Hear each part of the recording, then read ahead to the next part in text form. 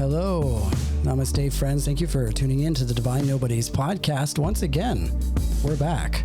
I'm your host, Eric Ajna, joined by my partner in crime, Jennifer Lynn. Jennifer, how are you? I'm doing well. How are you? I'm good. We're back. That's always a good thing. We have Another week, back at it. We have a very, very, very special guest in the studio today that came all the way from Utah. Utah's a beautiful place. Yeah. Before we get into that, though, thank you guys again for tuning in. This is a show where we explore the various dimensions of spiritual awakening in our modern world. If you guys are watching this on YouTube and you're streaming it, please make sure to like and subscribe to stay up to date on our most recent episodes, because that's where all the good stuff happens. Yeah. You know? Yeah. So thank you once again. Yeah, he came all the way down from Utah. He actually snowboarded all the way down here. Yeah. And if you're from California, you're probably wondering, well, how does that happen? Because there's really no snow in sight. And it's possible as long as you believe in magic. That's right. Especially got those spiritual engines. Exactly. Yeah. It's like a magic carpet, but a snowboard. Exactly. And that's how he rides.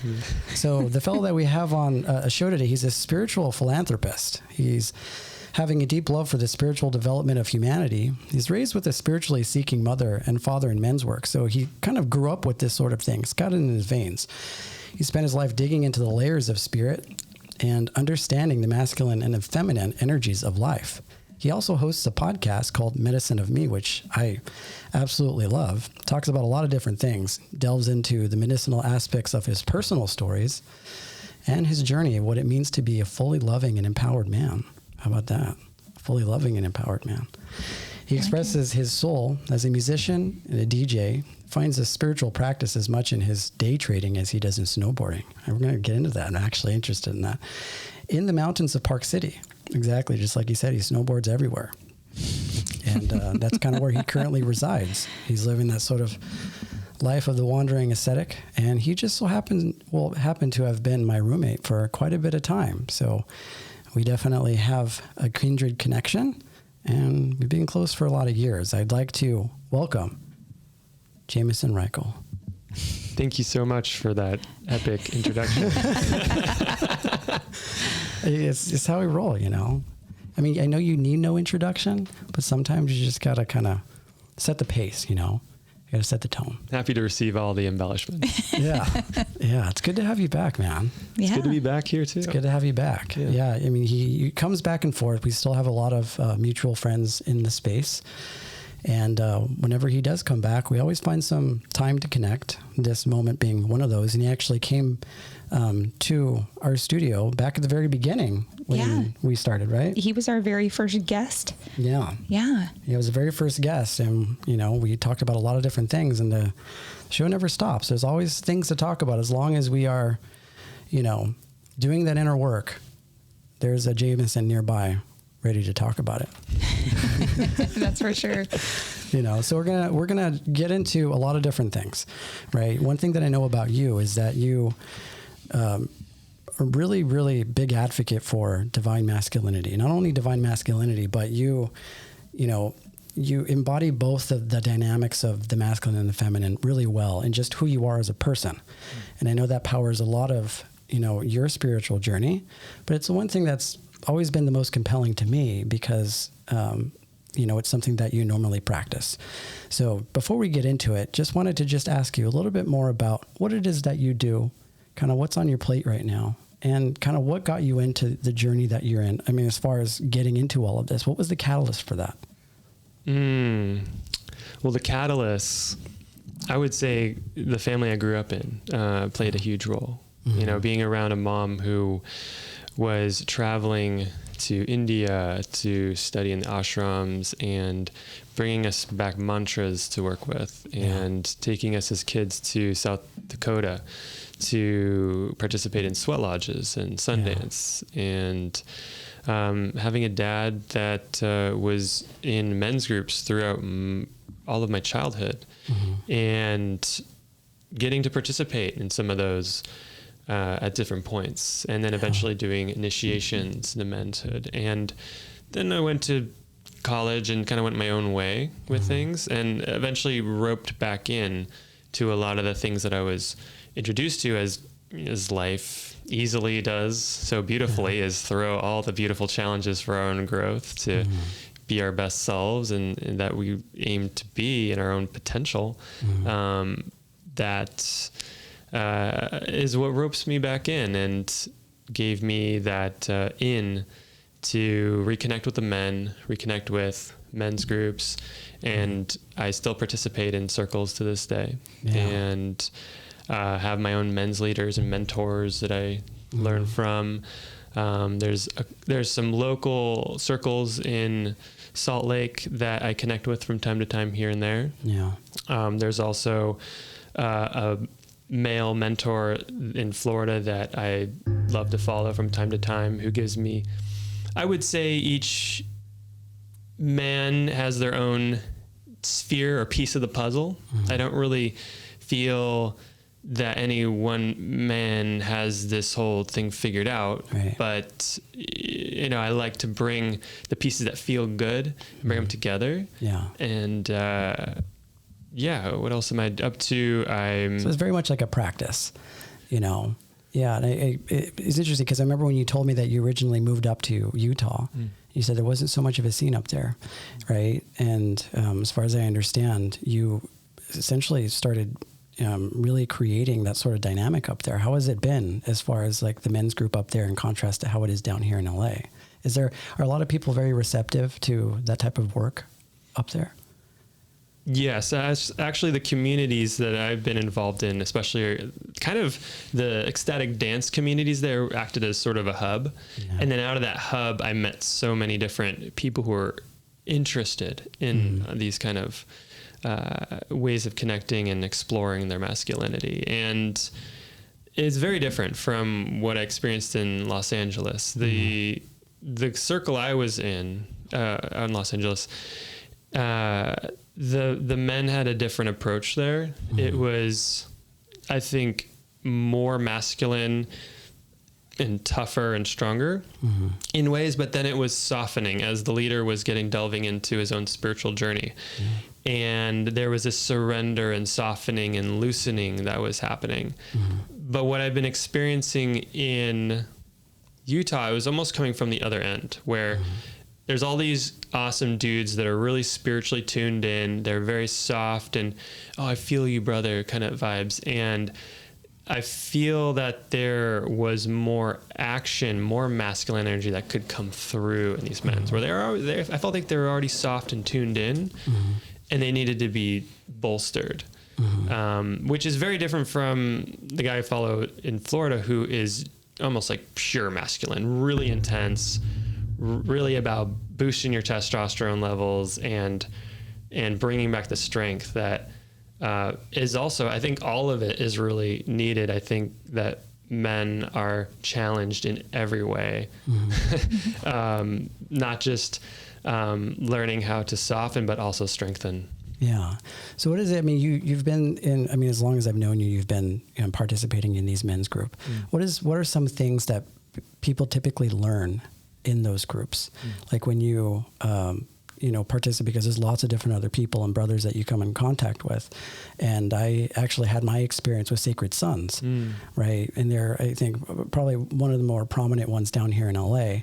And, participating in some of those circles, I mean, they were very intense. Like I was sharing really deep aspects of my own masculinity, but also there was a really comforting feeling to it, knowing that other people, especially when it comes to relationships, go through very similar type of things, and that's a really big step, especially when you're a man, because up until, I discovered a lot of these men's groups, there weren't a whole lot of men advocating for externalizing really tough emotions. For the most part, as far as I could think, how a lot of people are raised in the West, we sort of bottle up those emotions, and there isn't really a platform for us to share these type of things. So from your experience in these men's group, what are some things that people can take away from engaging in an experience like that? I think you touched on some really important parts in that, in the circle I was in LA, a lot of the common question that would come up from the leader would be, how are you feeling right now? And it was about constantly asking that question to help men get in tune with their feelings, especially men who are tough and not softened up. And relationships, well, first I'll say that the circles create this it's a safe container for men to really share everything that they're feeling, thinking, everything that's inside of them, whatever they've done in the past, shame that they carry, sadness, anger, frustration, trapped emotions, things that they just are confused about. I think that that's a major element that men don't have it all figured out, and maybe they have to know what's going on to lead their family or lead their lover or even themselves. But the reality is a lot of men don't know what's going on, and we're all working together as a circle to help piece it together to help us lead ourselves and lead each other and become these strong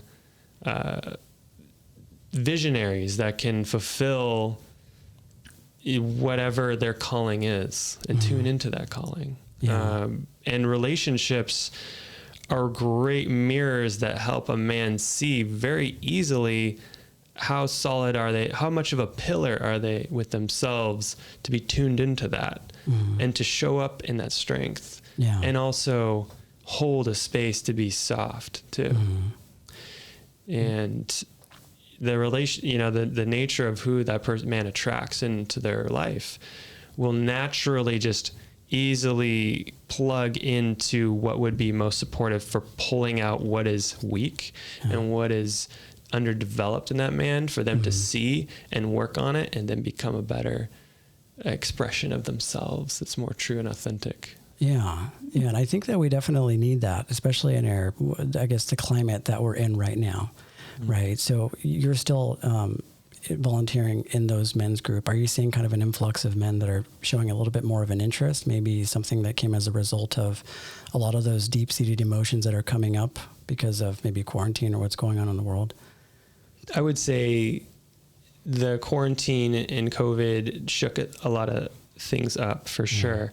The communities I was connected with in Utah, it felt like it sort of dissolved really quickly. And I was even co-creating with a men's leader and another brother of mine there, and we were going to create this. We had this whole vision set out for creating a paradigm of working with men and then having separate women's circles and creating this co-creative process of building a community. And that immediately dissolved as soon as quarantine hit. And a lot of my connection with the community shifted as I went more in and spent all the time with myself. And then later starting to reconnect out with California again and with Utah in a different way. And the men's circles that emerged were with different men. It was different groups. And their experience, there's a lot that's moving and there's always plenty to share. So I don't feel like COVID adds any new emotion. It just brings up more that was already there. Yeah, that makes sense. So I have a question. Where does one go to find a men's group? I'd never even heard of a men's group or knew that this was going on until we had you the first time. So where does one find this information and find these groups? There is, I know of Sacred Sons, and I know of the Better Men I was a part of in LA. And I know of friends who've gone through therapists who've connected in and made men's groups through therapists can do that as well. Yeah, cool. It's like a group therapy for men. Yeah. I've gone through, obviously I went through the ecstatic dance community, which was like a hub for all the conscious people. So it seems like conscious communities typically are connected to some forms of men's circles. Also, the man I follow online and connect with his sort of virtual platform for men is Elliot Hulse, and he's based in Florida. And there's such a different range between men who are going to be much more in the masculine realm, hardcore, tough, will make you strong, and then all the way on the other end, which is much more spiritual, soft, more about connecting with love. And I feel like they're all have their place. So this sounds a lot like traditional group type therapy. So can you walk us through kind of what a meeting looks like and kind of what you guys talk about?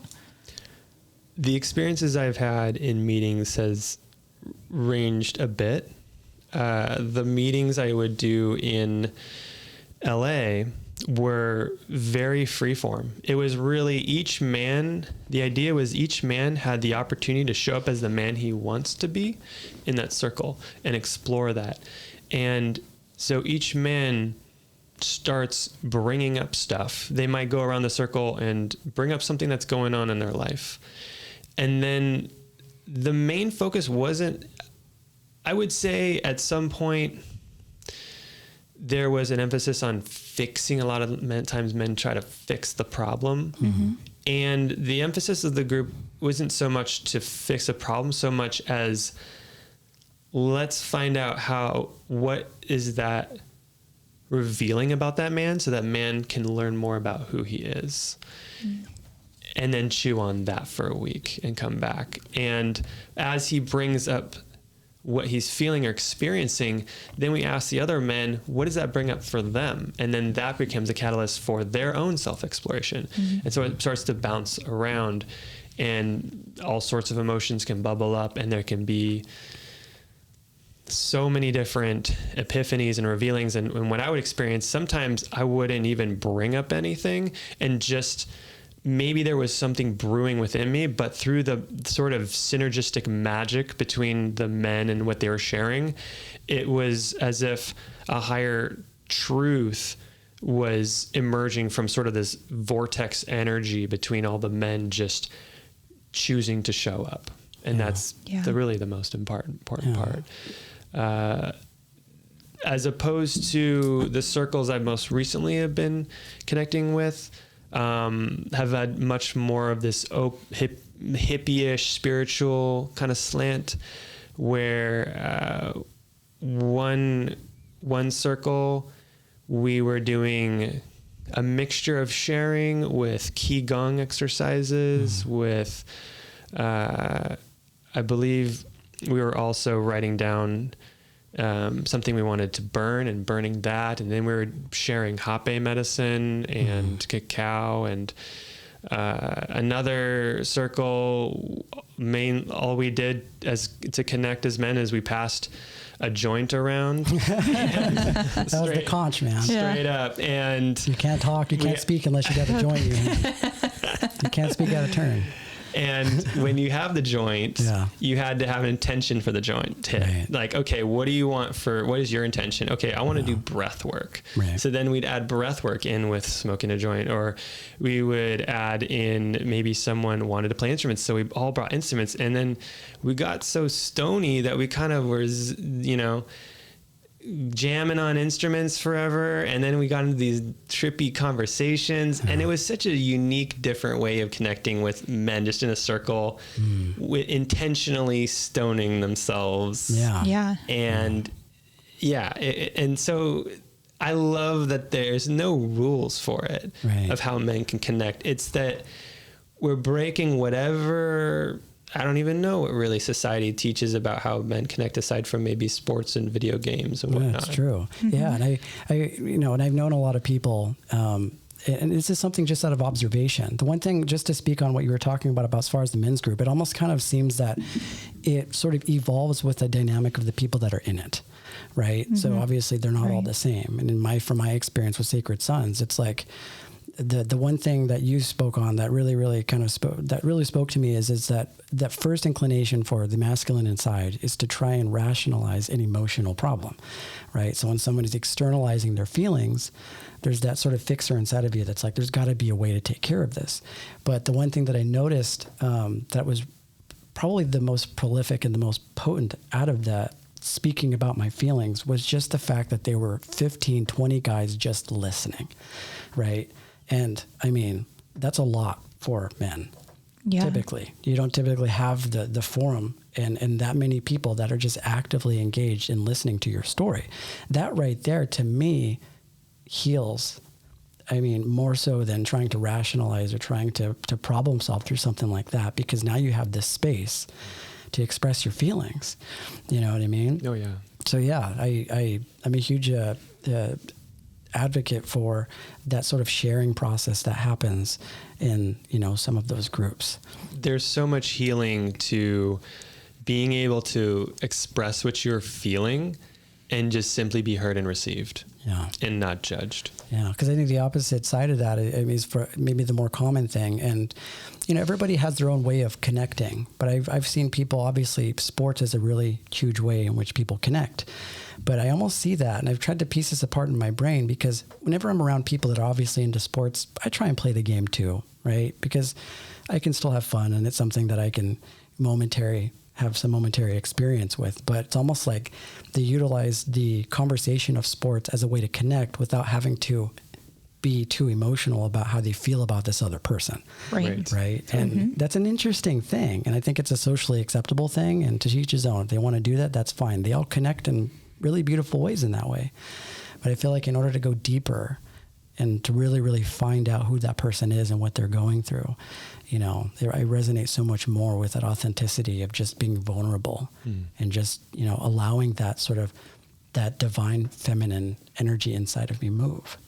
I always feel like there's this sigh or feeling of relief when the conversation moves to that point of, hey, I want to talk about my life, and what's happening and what I'm experiencing and feeling. And then the conversation goes back and forth in that form, and it's welcomed. Yeah. And I never ever felt judged in there, because I mean, some of the things that they say, I mean, they're very intense, and you can tell that, I mean, it's comforting because it makes you realize that there are other people that go through these type of issues.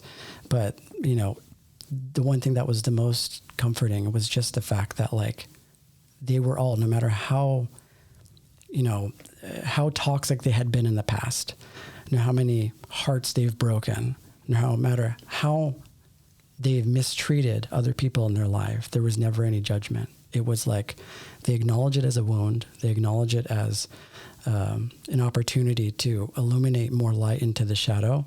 And instead of focusing on the judgment of that person, they are more focused on how we need to redirect this brother back into that light, you know? Totally. And that's like a really powerful thing, because especially because how we grew up as men, it wasn't so accepted to externalize feelings. And me and you, we lived with each other for a long time, and we've gone through our share of relationships with other women. And, you know, we came across a lot of beautiful experiences, and we learned along the way, but we'd always meet up and kind of discuss our feelings and things that we were going through. And it's sometimes difficult to feel what we feel and have the feelings that we do have, and to be able to, in a safe way, express them to our partners, you know? And I think that's just sort of like the art. And that's the one thing that I definitely acknowledge you for, is because you have such a balanced perspective of how you see both the male and the female. And the one thing that always stuck out to me is the fact, like, how you grew up. And at the beginning, you were talking about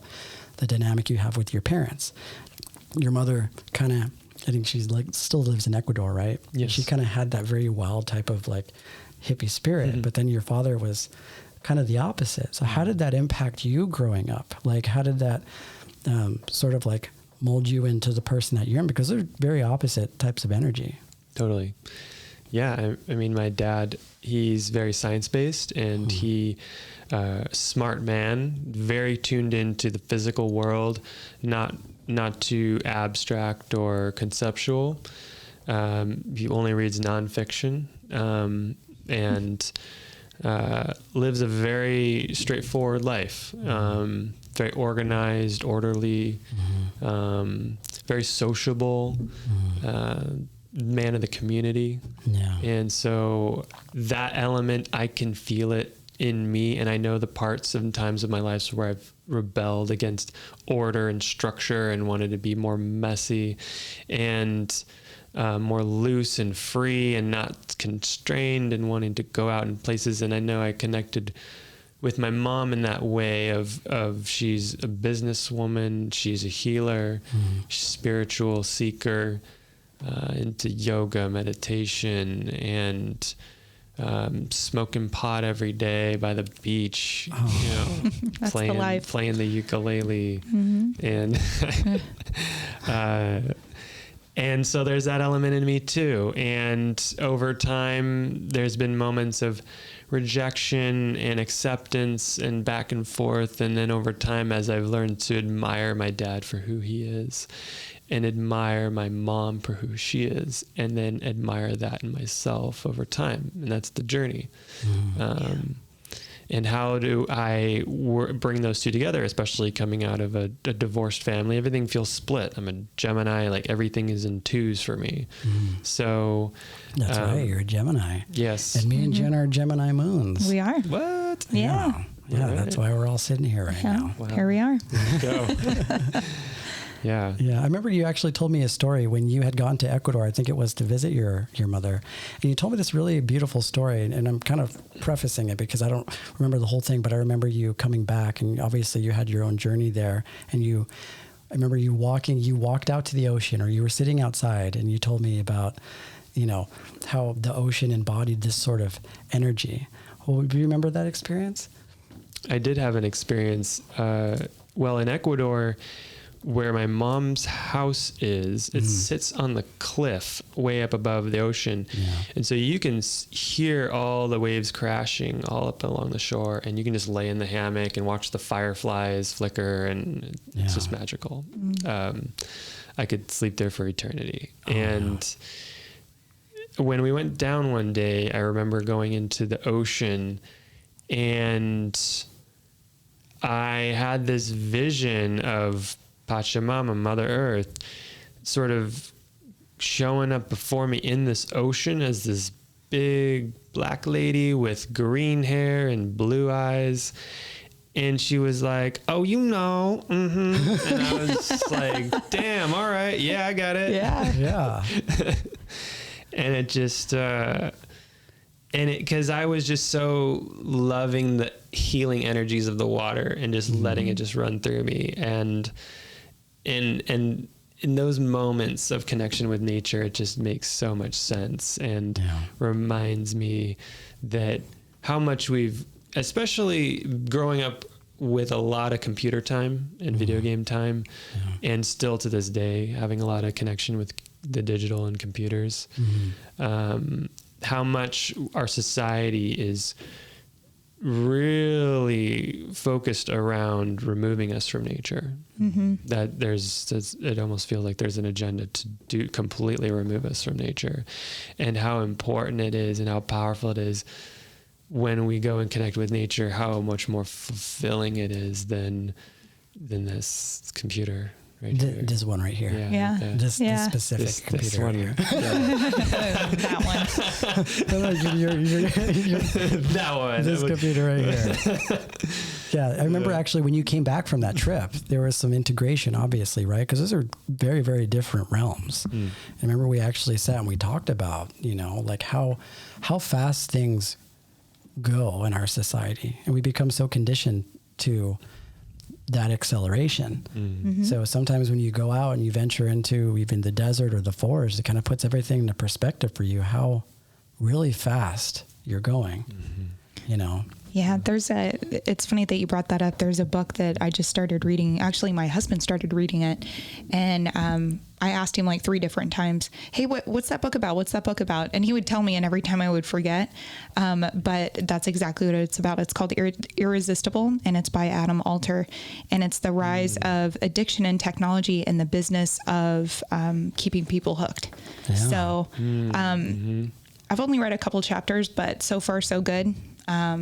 But yeah, I totally feel that way. And anytime I'm in nature, I try not to pick up my phone, because have you ever looked at the analytics on your phone of how many times you pick it up and how many times you look at it per day? Oh, I haven't. There's some way to do that. Yeah, there's analytics in your phone and you can look at it. Have you looked at how many times you pull it up in a day? Yes. Oh man. And it is disturbing. And it tells you how long you've looked at your screen, like how much screen time you're using. Yeah. And there's certain websites that it doesn't count. Like if you're like reading something on Kindle or whatever, it doesn't count that as screen time, but actually scrolling the internet and doing other things. So it's super disturbing. I highly recommend you check it out. Oh wow. Like how many times because I think the phones have like a little sensor in it, right? They have a sensor, so it, like, senses the motion like a pedometer. Yeah. I don't know. We'll have to check that out and see how much work we have to do. Oh man, I need to do a lot of work, and because that's my full-time job, right? I'm on my phone all day long. I'm on my phone. I'm on my computer, and at night I just don't want to be around any electronics, to the point where I wanted to take all the TVs out of our house. Yeah. And Jeremy was not for that at all. And I didn't have a TV like for the 15 years before we got together. I had no TVs in my house. I would read books.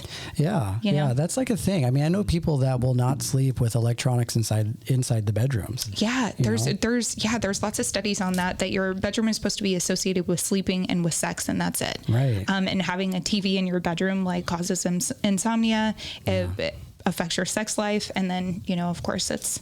And that was the thing that I'd gone through for a lot of time too, because it's so tempting to hang out in your bed. Oh yeah. And to read and to just do a lot of tasks. It's a really comfortable space. Yeah. But I think you're right. It actually started interfering with sleep. And so now I don't go into my bed unless it's actually for sleep. But yeah, I know people that it's like, for a lot of different reasons. I mean, one of the newest things that I've heard about is the fact that the whole 5G thing rolled out, and announced to everybody. They sort of covertly did that. And there are a lot of people that are, trying their best in order to either, use different other modalities to try and curb that sort of frequency. But I think Jameson's right. I mean, it's so ingrained into our culture to sort of, bypass a lot of these things that we're talking about, because it's just so hardwired. Like even when you think back at like programming, like television programming, you don't think of that word as, some corporation trying to just cram all this crap down your throat. You look at it as like, oh, I affiliate that with the television. Right. So it's crazy how a lot of these different things are so hardwired into our Western society that we don't realize how powerful they really have and how they've influenced us. Even like movies, the fact that like even we can kind of tread into like how movies portray relationships, and me being one of those people. I mean, a lot of us grew up with Disney movies. A lot of us women grew up with that sort of thing. So, that creates the scenario in your mind of how a relationship looks.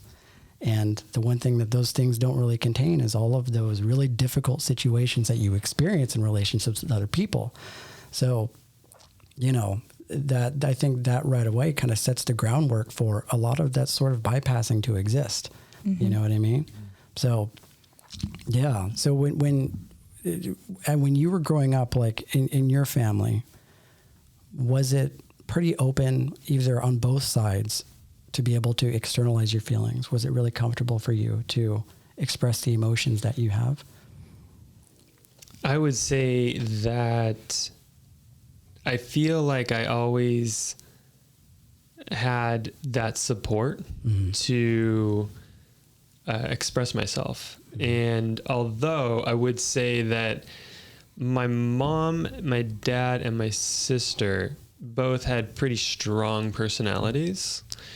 And in response to that, growing up, I was very more aloof, shy, reserved, and kind of held space for everything that was happening, and kind of was taking a step back and in my own little world, very introverted. And so even though I had that support, my mom was very open to that. My dad was open to that through the men's work. And I even had those platforms to share in when I was either in those men's circles, or my dad and I would sometimes at night before bed light a candle, and we would have some time together as father and son. And so there were definitely moments, and I always felt free. And there were times where I did have whatever emotions I had, I would come up and I would share it, and I felt okay sharing it, and I was received. It might not have always been easy for my parents to hear, but they still received it. I wasn't judged or put down or cast down for expressing myself.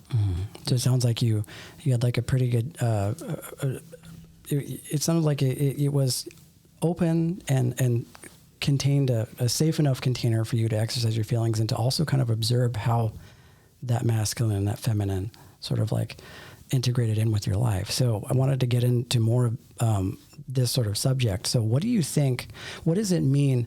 And I wanted to define these just to put into perspective for the people that are listening. What does it mean to embody your divine masculinity? What a powerful question. And I feel like we're all wondering the same thing. Yeah. I feel that masculinity, and it is this energy that we can all embody, and we all have it in us to varying amounts or degrees or developments, rather, a relationship with it. And from how I've studied it is that most men have a stronger pull towards the masculine energy and less of a pull towards the feminine. How they relate to that, how healthy is that relationship, differs. And that's part of the journey of developing oneself as a man. The divine part for me comes in when you are acknowledging that as a man, that you're more than just this experience in this life on this planet, and that you've had many lives, both probably as man, woman, tree, spirits, rocks, and that you believe in some greater cosmic or universal or even beyond energy that you're interconnected with. And so allowing it's when you've part of that journey of connecting with the elements of what it is to be a man, connect even beyond that into the interconnectedness with all that is, and also the nothingness, right? When we talk about the divine elements of our universe, we're talking about the feminine form, the matter, the connection, the flow, but then also the great container of all that is in Taoism, it's the Tao. It's the space. It just is, and that's the masculine holding the feminine, and that's the divine play or dance that's happening, and it's unfolding on so many fractal levels, as the sun and the moon, as the planets and the stars, as man and woman. And so when there's a removing of that, you as a man are human, and that you are playing out these energies beyond just the form, and you start to see the reflections of your own being reflected in the trees and the lake and how the river flows.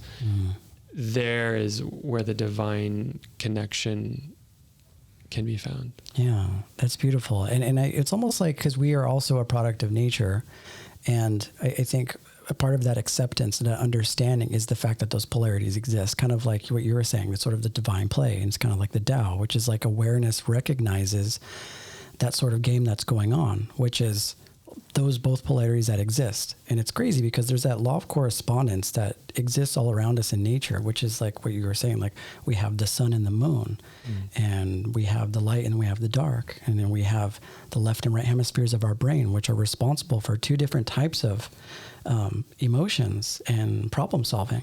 But then at the same time, you have masculine, feminine energy, and each person embodies that masculine and feminine energy, but in relation to another person in like a divine sacred partnership.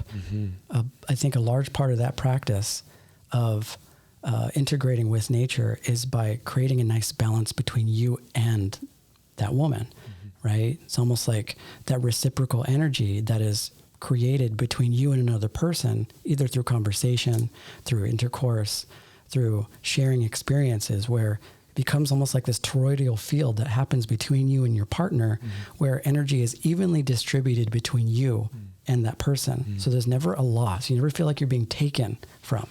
You always just feel like your energy is coming out and it's being received and you're being listened to. And then that energy is coming back as sort of like this affirming the continuity of the fact that you exist as that sort of I am presence. You know what I mean? And so what do you think that men can do to show up more for that divine feminine partner? Well, I feel like what you just described there was the soul mates. And I almost think of as mates as the material element of the soul, that the soul is coming together in its divine way into material form to join in this divine play together.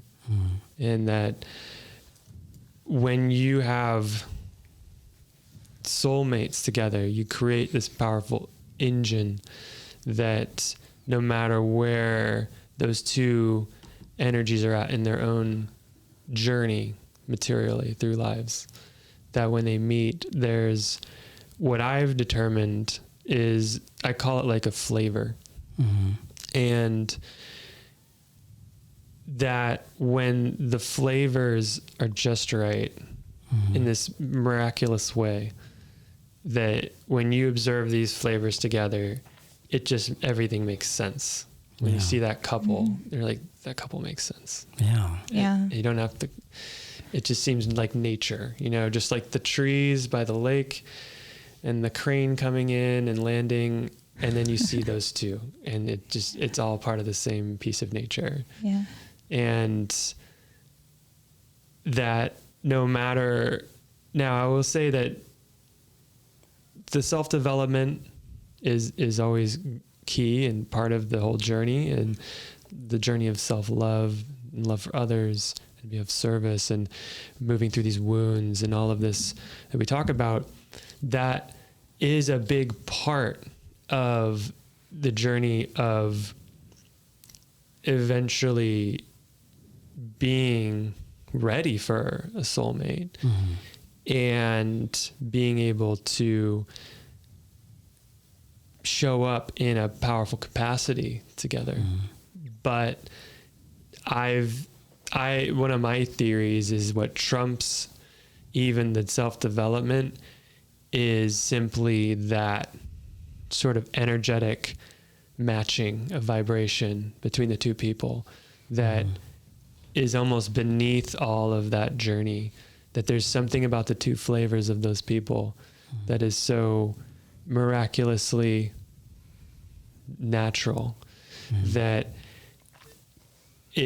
that energy is so supportive that even if someone is still learning to love themselves, that there's this, the support when those two people come together, there's enough of a boosting of their own, almost like there's an allowance for more of their own true authentic self to come forward to create a stronger container for those people to do the work to become better. They become inspired into more of their greatness.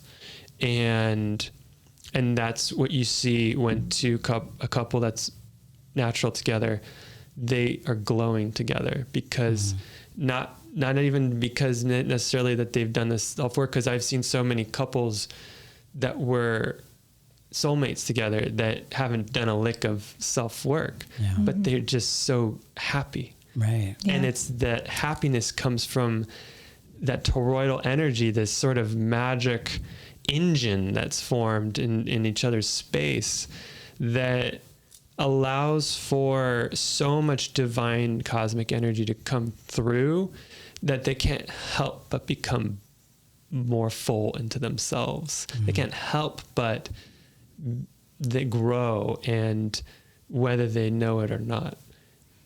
And I feel like there's a deep healing that happens. And so that's my theory in terms of when I would see certain couples, I'm like, okay, this couple, they've been at it. They've been through so many different relationships, and they've been going through it and figuring it out and doing so much ayahuasca and so much, they've been doing the whole 9 yards. Right. And then they finally connected with the right person. Yeah. And then there's this other couple who hasn't done anything, and they connected and they found each other too, and they're just as happy. Yeah.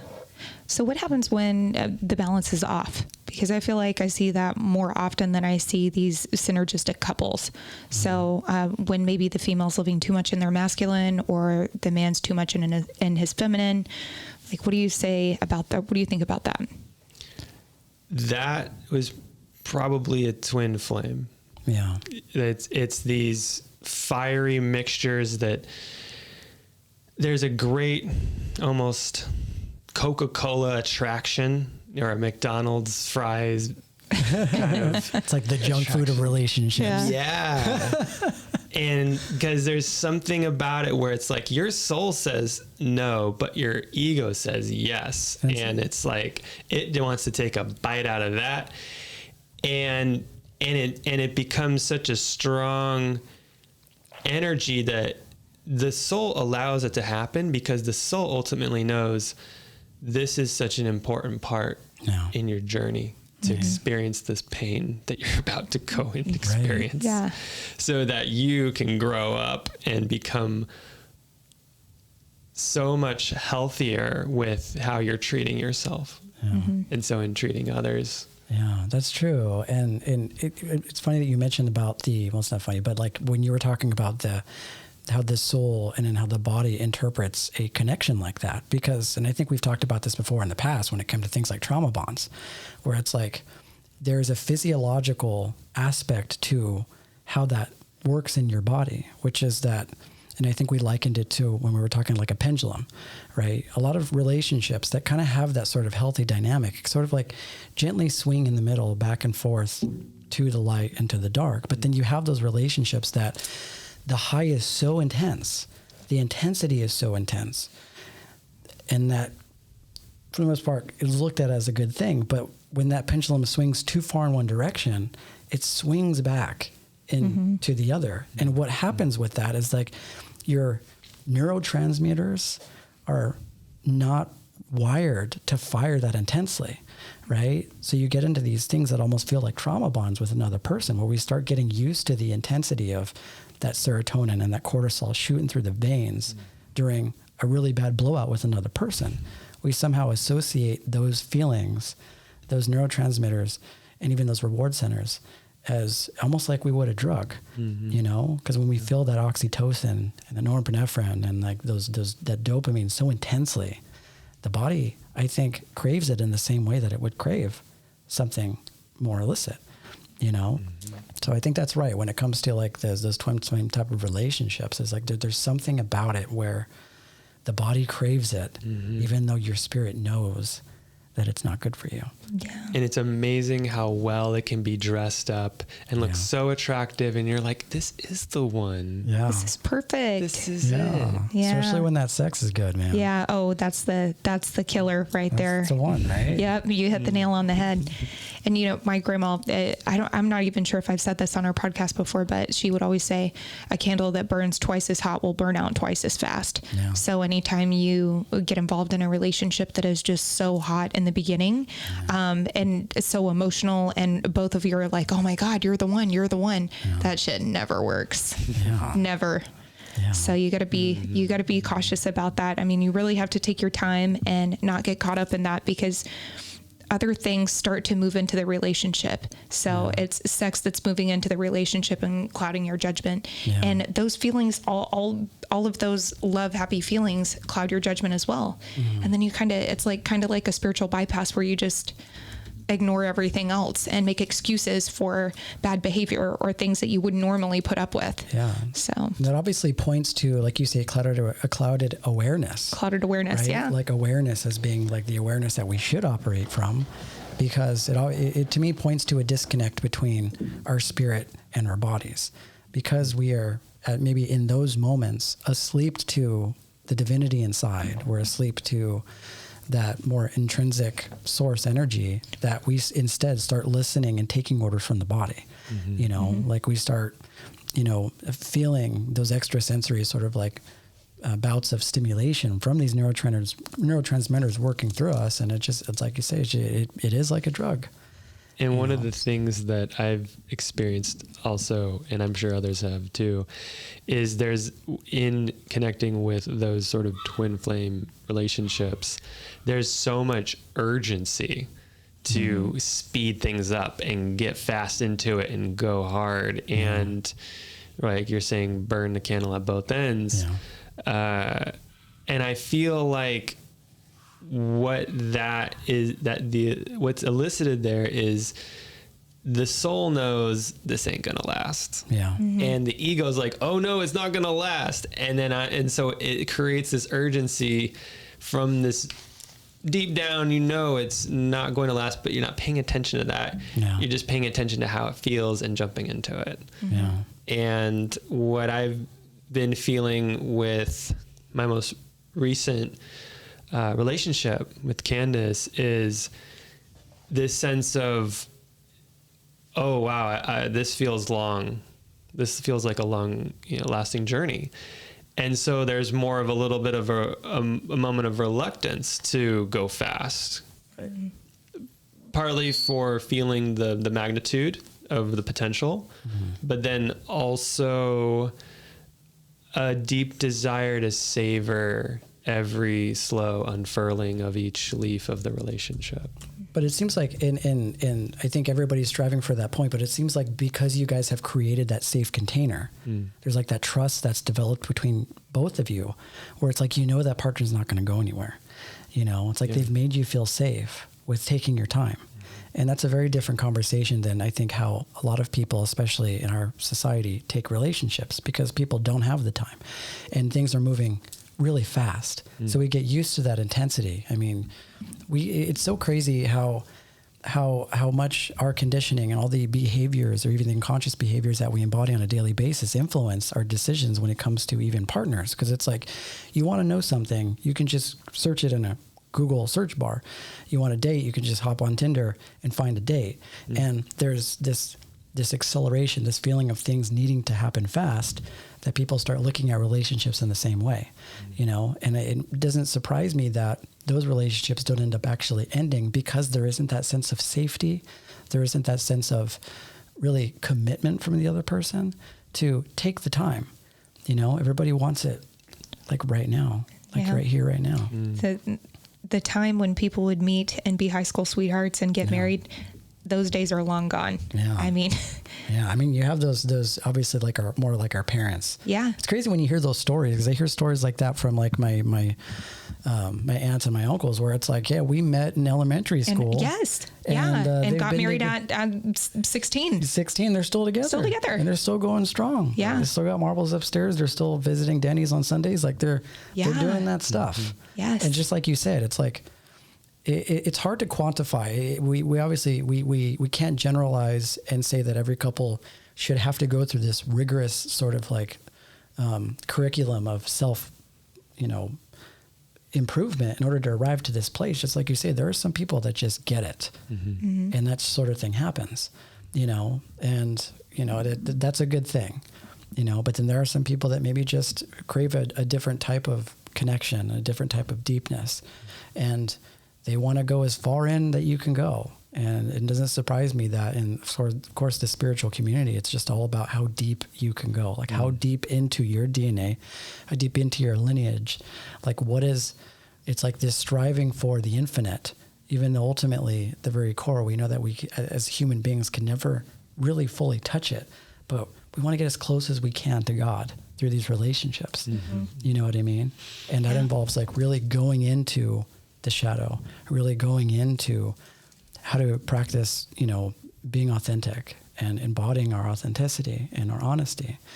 And because we know, and I think we've experienced it through things like plant medicine, where it's like, what true love feels like for another person, but also for nature. And we know how that feels for another person.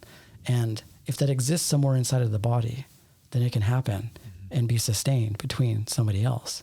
So it's like all of us are sort of like these, we're like these warriors that are out on this journey trying to find that by going inwards and trying to find it in ourselves first, Absolutely. That inner journey is so key.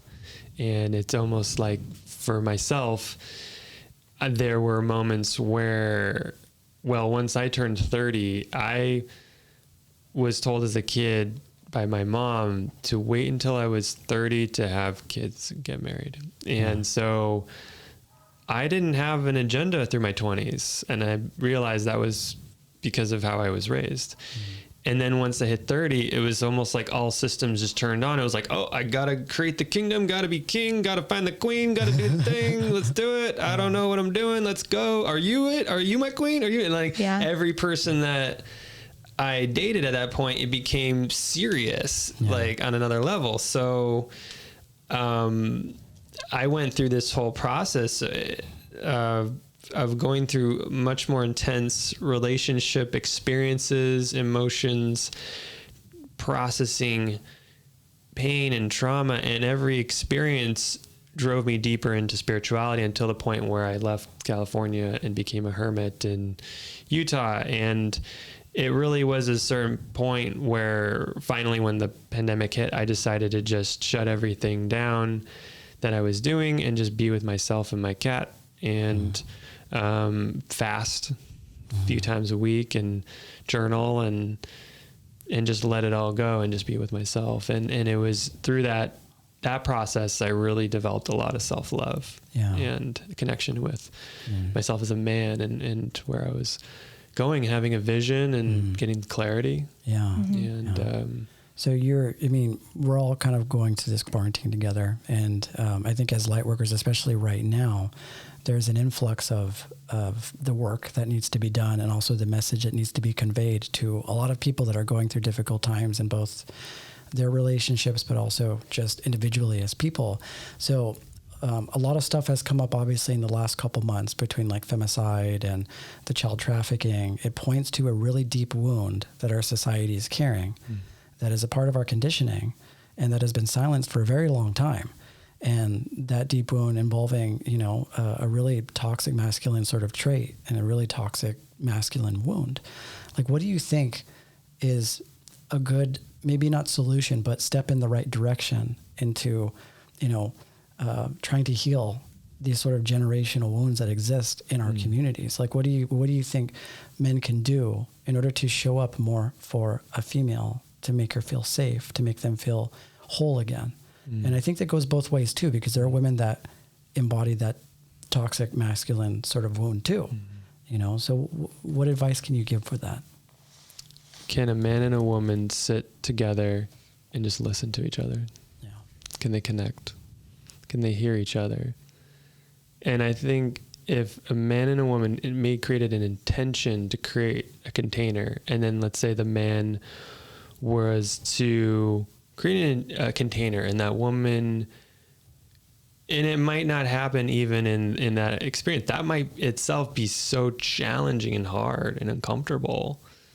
Because there was a circle that we did before. I think it was probably January, February, where we started to experiment with having a women's circle and then having few men there, I was chosen as one of the men to hold space, just hold space for the women. And it was our first go at it. And the woman in charge, since women are naturally inclusive, she wanted us to chime in too. So we ended up not just holding space, but we also spoke in it too.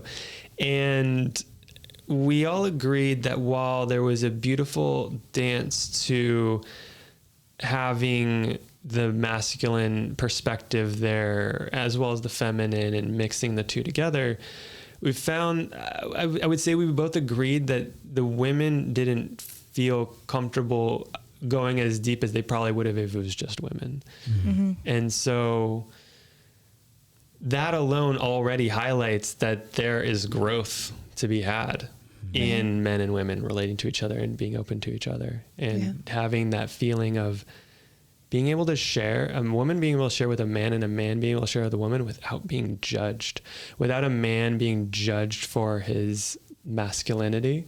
Is he man enough? Is he good enough? Is he strong? Is he capable? You know, all these things come up for a man, and I know that they always go through my head whenever I'm relating to women. Yeah. And also for a woman to feel safe, safe with a man, that they're protected and there's no danger. There's no harm. There's no horrors here. This is a sanctuary. Yeah. Yeah. And that's interesting because I grew up around a lot of women. Right. And in those moments, there was really no issue that I found with that.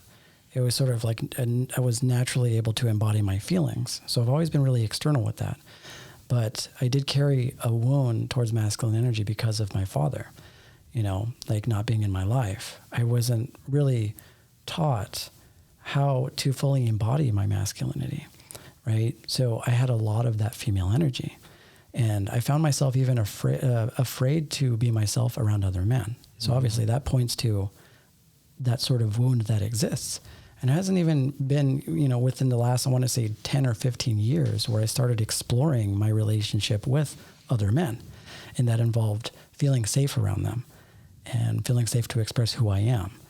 And even when I do, you can tell that wound still exists in other people because there are a lot of men that don't want to go there, So it's like kind of what you were saying. I feel like this is something that points itself out in like these different subtleties, like being in a circle with other men and women not feeling safe to be them. So you actually told me this really, really great example one time that likened the way that a man and a woman's emotions move. And it was almost like this sine wave, right? Where it's like a man is like this straight line. The patterns are very precise. And I think like the women, when they express their emotions, they're more like a wave. Is that do you remember that? I remember that. I remember him talking about that in the first podcast. Yeah. Can you talk about that? Yeah, recalling what was that magic I was talking about?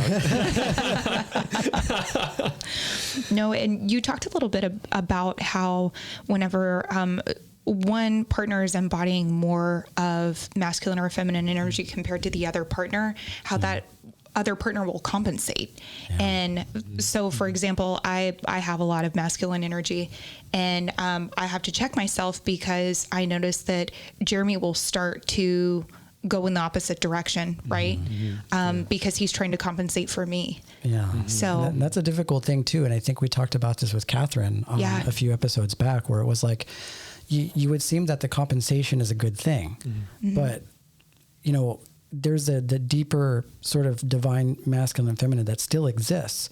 And whenever there's a man that falls too much into his femininity because the female is more masculine, he will fall into that role, but the women will lose respect for him. Because he's not embodying that masculinity. Yeah. It's all about like, how do you navigate through that? Like, how do you navigate through when that energy is moving and those roles are starting to sort of transition? Yeah. It starts with being teammates. Yeah. It starts with that, recognizing that you're on the same side. And because it's easy when you go deep into the realm of the woman is embodying this masculine energy, or the man falls into his feminine, and now the woman is not attracted to all this feminine. The woman wants this masculine man. Like, where the fuck did he go? Yeah. And then she can become bitter or rigid or tense or stressed out, having to play the masculine role, which doesn't want to. Yeah. Maybe at certain points, but because we want to feel all the expressions of life, but predominantly, I'd imagine a woman who is predominantly pulled towards the feminine wants to spend a lot of time enjoying being a woman, being feminine. Mm-hmm. And so, and when those challenges or struggles grow, it's easy to become antagonistic and pick at each other or nag or fight or bicker, and it can grow. And that comes from losing the perspective that we are one, losing the perspective that we are all connected and we are all energy and consciousness. And so when we can step outside of the pain we're feeling and meet each other eye to eye and say, have a conversation like, hey, yeah, I'm hurting. This is what I'm experiencing. Mm-hmm. This is what my journey is. What's your journey? Mm-hmm. And then you hear their journey, and then you get to experience and learn about what's happening for each other. Yeah. Get in each other's shoes. And then learn about, well, how can I, and then learn, and then both people then at that point want to be able to grow. They want to come into a beautiful place together. There has to be mutual, a beautiful energy dance that feels good for both people. Like the man wants to be the man, the woman wants to be the woman. Yeah. And then when there's that communication to want to be there, then it's so much easier when you work together to support each other. Mm-hmm. Mm-hmm. Yeah. It's interesting because, the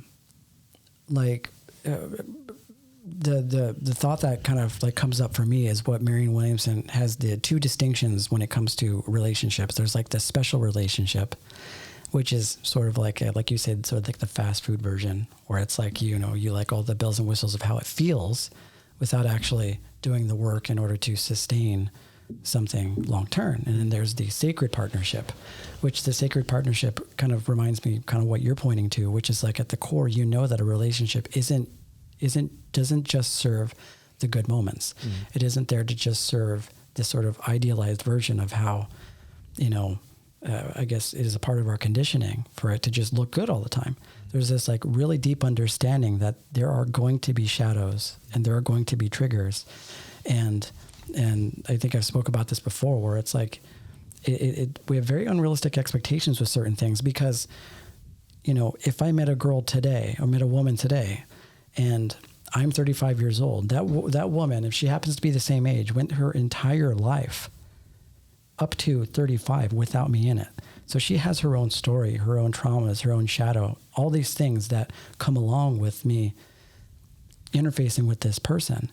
And to assume that I'm never going to experience any of that in a relationship is very unrealistic. So it's almost like the awareness inside, that source, that one that you talk about, that one that acknowledges that we're all one, has compassion for that because I also have that. Mm-hmm. And so there's that understanding between you and that other person that, yes, we can have a great relationship, but there are opportunities for growth that are always going to exist. And I think you're right. I think when those difficulties happen, to look at it from awareness and be able to see both of those polarities sort of working, it leaves you more equipped for that sort of sacred partnership, Both partners or both people in this dynamic have to be aware that what they're experiencing isn't just about the other person, it's also about them. Yeah. And both have to acknowledge that. If the experience is that one person is projecting all onto the other, it's impossible to grow together. Both have to own their experiences. And I had that experience just recently with Candace, where she had some things come up for her. They were very tiny triggers, nothing big, but they were tiny yet profound. And she was really embarrassed to talk about them because they were so small. And in the past, she's had experiences where men judged her for having her triggers. And so she didn't feel safe to express them in the past. And so this was literally yesterday, we went into the park and we were holding space for each other, describing what we each were going through experientially over the past few days. There was stuff that was coming for me that I was going through that I identified as my journey. And there was things that she was experiencing that she was going through that were part of her journey. And so I received her lovingly for each thing that she described. And then the main theme of those things, they're all little things, but the main theme was, what I saw was, she wants to be with a masculine man, and she could see, and this is part of the element I think that is really powerful, or I think it's like the magic power of women, is that they want the man to be as the most powerful potential that they can be. And so they're good at understanding all the nuances and behaviors of a man so that they can find where they're strong and support him and cheer him on and love him and wrap herself around him in where he's strong. And then in the moments where he's weak, support him. And that's a very delicate point, though, because that's a delicate point in that women in that moment can either choose to become very judgmental and biting and put a man down for those weaknesses, or really be the loving goddess support of just lifting him up to his fullness. And and I think we talked about that before. I think on our first podcast that we did was really interesting about how the sort of subconscious ways that women test men, right? And vice versa. And I guess the more pop culture sort of like axiom for that would be just a shit test. You know what I'm saying? Yeah. And it's interesting because that exists. That exists. I mean, to bring it down to our sort of 3-dimensional reality, where it's like we have correspondence with text messages and how we interface with these women and men, where it's like there's all these little social cues that you have to follow. And, you know, there could be games that are played, obviously, but there is some truth, from what I understand, and why a woman tests a man, you know, to test how strong he is. Yeah. You know what I mean? Oh, yeah. Yeah. So in relationship to divine masculine, divine feminine, everything that we've talked about tonight, if there's one thing that you wanted to leave our listeners with, what would that be? Well, I would say that if you have a deep interest, or you're already digging into it, to explore your own masculine or feminine energies, to reach out and connect and find a circle for yourself of, especially, it really depends also on your goals and what you really want to work on. If you're more in the spiritual realm, obviously connect with the community that makes sense for you. But I think circles are a great way to connect and explore the divine masculine and feminine. And they've been profound for me in my journey. And I would say that these energies are everywhere. They make up so much of our experience of the world and the cosmos and our relationships, that to ignore it would be, I feel, ignoring a massive part of our experience of life. And so I really encourage people who have any inkling or opening to really explore this more. Yeah. And if you're for anybody that's listening, right now that is either in a relationship, what are some practical ways that a man can show up for another woman? Could be as simple as waking up and making her coffee in the morning. What are some ways that a man can show up for a woman and then a woman can show up for their partner as well? Listen. Yeah. Listen is so powerful. There's something powerful about listening and paying attention to a woman and knowing very well how to show up for her in a way that she would just melt. Mm-hmm. Right? And it's really the small things a lot of times that matter the most. Yeah. Mm-hmm. I'd agree with that. Yeah, that's beautiful. Yeah. Yeah. I mean, we could probably go on for another couple days talking about this. Thank you so much for coming in, man. Yeah. It was so great to see you. Yeah, it's definitely really, really, really great to see you. So if anybody that's interested, actually, Jameson has a presence online. He's traveling right now. You might be able to catch him. He's like Santa Claus. Yeah. Sometimes Snowboarding Santa Claus. Yeah, snowboarding Santa Claus. If you look out your window, you might see him cruise by. He'll gift you some Palo Santos and some sage, likely. He's got that on hand. He can actually be found at jamesonoak.com. He's also on social media and Instagram under Jameson Oak too. And just coming from personal experience, he makes some really amazing music that you can also find on SoundCloud. But he also has his podcast called Medicine of Me, which can also be found on there as well. And I've listened to it. He talks about a lot of different sort of spiritual themes and a lot of the themes involving kind of what we've been talking about during this podcast. So thank you. Yeah, thank you. And each time you come down on your snowboard, let us know. You're always welcome into the studio. I'm happy to join in anytime. Yeah, absolutely. We'll definitely have you back. But thank you everybody for tuning in. If you're on Apple Podcasts, you can find our podcasts on there. You could also go to Spotify, which we are on Spotify and Google Play. You can also go directly to our website at www.divine.nobodies.com and like and subscribe. Stay up to date on all of our recent episodes. Also, leave a review, leave a like. All of your friends will think you're cool. We'll think you're cool too. And for all those that are listening, you know, if you're a man, maybe you step outside, chop down a tree. You never know how it'll make you feel. And for all those really beautiful ladies, keep shining. And we're all going to get through this together. Right? That's right. Yeah. Totally. So until next time, thank you guys, everybody. Namaste. Namaste, friends. Namaste.